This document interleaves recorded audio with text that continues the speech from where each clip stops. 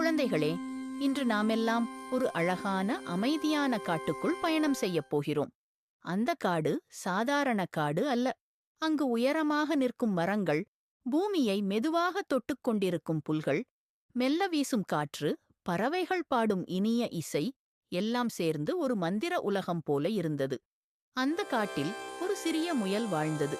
அது மிகவும் சுறுசுறுப்பானது. அதன் மென்மையான வெள்ளை முடி, நீண்ட காதுகள், மின்னும் சிறிய கண்கள், அதை பார்க்கும் அனைவருக்கும் அது மிகவும் பாசமாகத் தோன்றும். அந்த முயலுக்கு ஒரு பழக்கம் இருந்தது. ஒவ்வொரு காலையும் சூரியன் மெதுவாக வானத்தில் எழும்பும்போது அது காட்டின் வழியாக ஓடி விளையாடும். புதர்களுக்குள் குதித்து, மரங்களின் கீழ் ஓடி, சிறிய மலர்களை வாசித்து, அது நாள் முழுவதும் மகிழ்ச்சியாக சுற்றித் திரியும். அந்த நாள் காலைவும் அதே மாதிரிதான் ஆரம்பித்தது. வானம் நீலமாக இருந்தது. சூரியன் மெதுவாக ஒளி பரப்பிக் கொண்டிருந்தான். காற்று மிகவும் மென்மையாக வீசியது. ஆனால் அந்த நாளில் ஒரு விசித்திரமான விஷயம் நடந்தது. வானத்தில் இருந்து ஒரு சிறிய வெள்ளை மேகம் மெதுவாக கீழே விழ ஆரம்பித்தது. அது பெரிய மேகம் இல்லை. ஒரு சிறிய பருத்தி துண்டு போல மென்மையாகவும் வட்டமாகவும் இருந்தது. அது காற்றில் மெதுவாக மிதந்து காட்டின் நடுவில் ஒரு புல்வெளியில் வந்து நின்றது. அப்போதுதான் அந்த வழியாக ஓடி வந்த முயல் அதை கவனித்தது. முயல் முதலில் ஆச்சரியப்பட்டு நின்றது.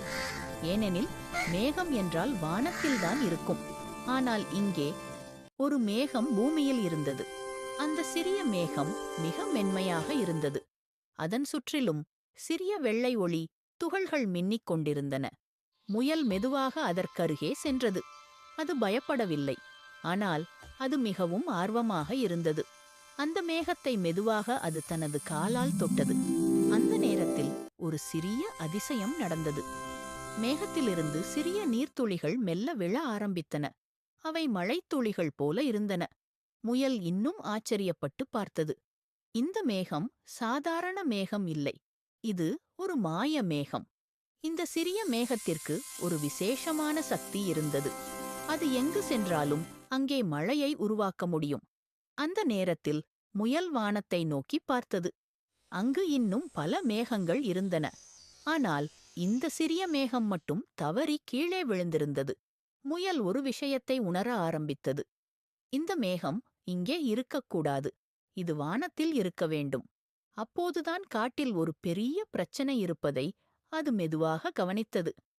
பல மரங்களின் இலைகள் சற்றே வாடியிருந்தன. சில புல்கள் உலர ஆரம்பித்திருந்தன. காட்டிற்கு சில நாட்களாக மழை பெய்யவில்லை. முயல் அந்த சிறிய மேகத்தை பார்த்தது. அதன் மனதில் ஒரு எண்ணம் வந்தது. இந்த மேகம் சரியான இடத்தில் இருந்தால் காட்டிற்கு மழை கிடைக்கும்.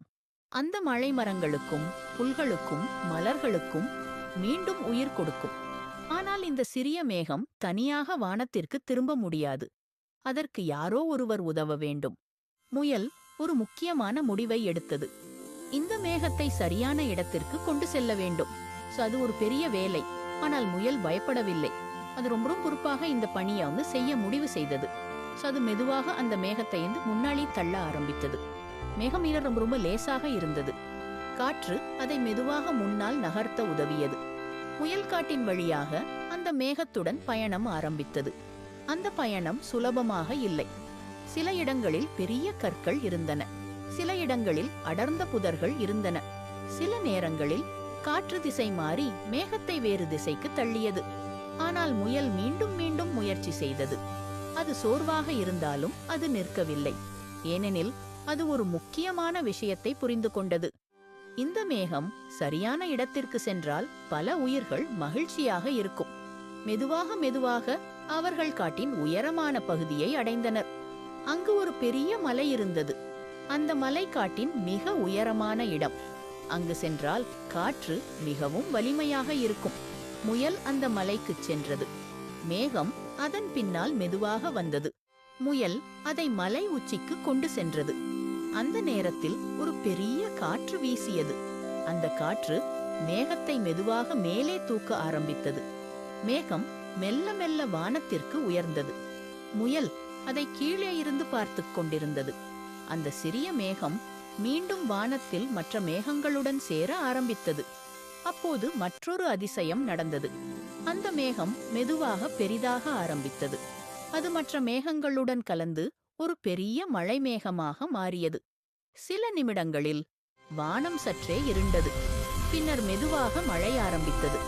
சிறிய இனிய மழைத்துளிகள் காட்டின் மீது விழ ஆரம்பித்தன. மரங்கள் மீண்டும் உயிர் பெற்றது போல தோன்றின. புல்கள் மீண்டும் பசுமையாக மின்னின. மலர்கள் மழையை வரவேற்று மெதுவாக அசைந்தன. காடு முழுவதும் மீண்டும் மகிழ்ச்சியாக மாறியது. முயல் அந்த மழையில் மெதுவாக நின்று பார்த்தது. அது மிகவும் மகிழ்ச்சியாக இருந்தது. ஏனெனில் அது ஒரு நல்ல காரியம் செய்திருந்தது. ஒரு சிறிய முயற்சி ஒரு பெரிய மாற்றத்தை ஏற்படுத்தியிருந்தது. குழந்தைகளே, இந்த கதை நமக்கு ஒரு அழகான பாடத்தை சொல்லுகிறது. சில நேரங்களில் நாம் மிகவும் சிறியவர்களாக இருக்கலாம். ஆனால் நாம் செய்யும் நல்ல செயல்கள் மிகப்பெரிய மாற்றங்களை உருவாக்க முடியும். பொறுப்புடன் நடப்பது உலகத்தை அழகாக மாற்றும்.